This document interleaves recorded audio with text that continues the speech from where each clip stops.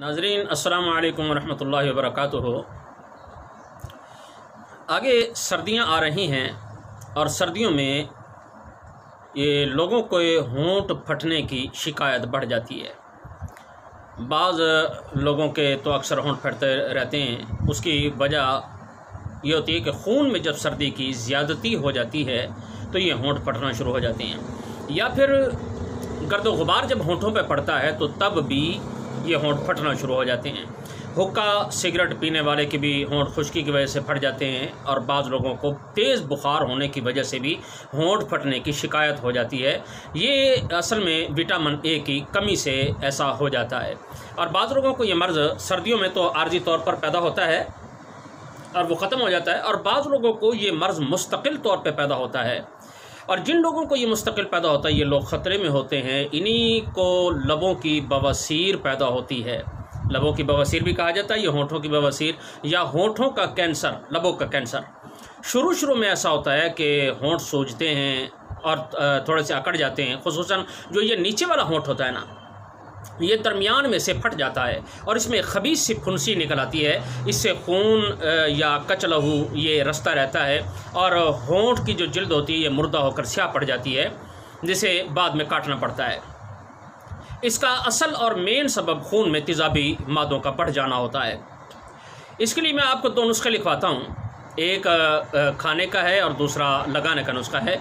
खाने का नुस्खा आप नोट फरमा लें कि चिरैता, नेपाली, तेज़पात, धमासा जिसे धमा भी कहा जाता है, राई, शहतरा, अजवाइन देसी, कलवंजी, रसौंत जिसे रस इंडिया भी कहा जाता है, ये सारे आपने 10-10 ग्राम लेने हैं। और ये जो घर वाला खाने का नमक है ना, ये 30 ग्राम लेना है।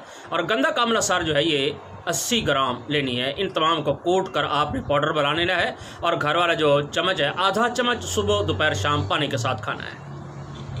ये खाने का नुस्खा हो गया। अब लगाने के लिए मैं आपको एक मरहम बता रहा हूँ, इसका नुस्खा भी आप नोट फरमा लें कि 7 पुदीना, 7 अजवाइन और काफूर, ये सारे 3-3 ग्राम लेने हैं। सुहागा बिरियाँ, गंदा कामला सार और ये रसौंत, यही रस इंडिया, ये 10-10 ग्राम लेनी है।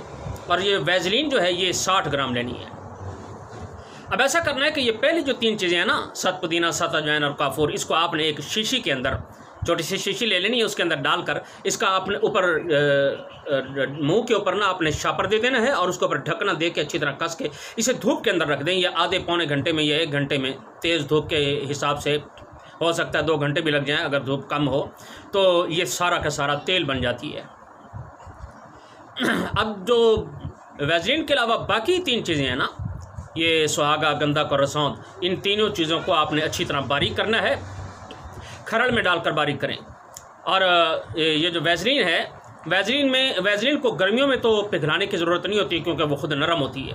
लेकिन जब सर्दियां हो तो उसे आप या तो धूप के अंदर रख दें घंटा डेढ़ के लिए, या फिर उसे आग पर हल्का सा पिघला लें। ज़्यादा तेज़ गर्म नहीं करना, बस नरम करने के लिए हमने उसको पिघलाना है। अब जब ये पिघल जाएगी तो अब इसके अंदर हमने ये जो सफ़ूफ खरल किया था ये डालकर इसे हमने यकजान कर लेना है, खरल करके अच्छी तरह मिक्स कर लेना है। और जो शीशी वाला तेल है ये बाद में अच्छी तरह हमने हल करना है। ये मरहम तैयार होगी। अब इसे किसी डब्बे के अंदर महफूज कर लें, क्योंकि ये जो पहला तेल जो हमने बनाया था ना, ये तेल उड़ने वाला तेल होता है, तो आप इसे महफूज कर लेंगे शीशे के अंदर, डब्बे के अंदर। अब आपने ऐसा करना है कि इसे सुबह शाम रोज़ाना 2 मरतबा या 3 मरतबा आपने होंठों पर लगाना है। ये इंशाअल्लाह ताला 1-2 दिन के अंदर ये जो होंठों का फटने वाला मसला होता है ये ख़त्म हो जाता है, तमाम हो जाता है। अच्छा, जिसका मसला ज़्यादा सख्त है, यानी बहुत ज़्यादा उसके होंठ पड़ते हैं और ज़्यादा लंबा अरसा पड़ते हैं, उसे तो खाने वाले सफ़ूफ की ज़रूरत पेश आती है। लेकिन जिसके ज़्यादा लंबा अरसा होंठ नहीं पड़ते और मसला उसका कम है, थोड़ा सा नरम है, तो उसे ज़्यादा खाने वाले सफ़ूफ की ज़रूरत नहीं पेश आती। सिर्फ जो लगाने वाला मरहम है, इसी मरहम को आप लगाते रहेंगे तो इंशाअल्लाह ताला ये सिर्फ लगाने से ही ये मर्ज़ का ख़ात्मा हो जाता है। ये बहुत बेहतरीन मरहम है। होंठों के अलावा ये दूसरे जैसे एड़ियों का फटना है, या चेहरे पे कोई दरारें पड़ जाती हैं, फट जाती हैं, उसके अलावा भी ये मरहम बहुत ज़बरदस्त है, बहुत बेहतरीन है। फोड़े फुंसियों के लिए भी बहुत अच्छी है, और ख़ारिश के लिए भी बहुत अच्छी है। ये आखिर दावाना अल्हम्दुलिल्लाहि रब्बिल आलमीन।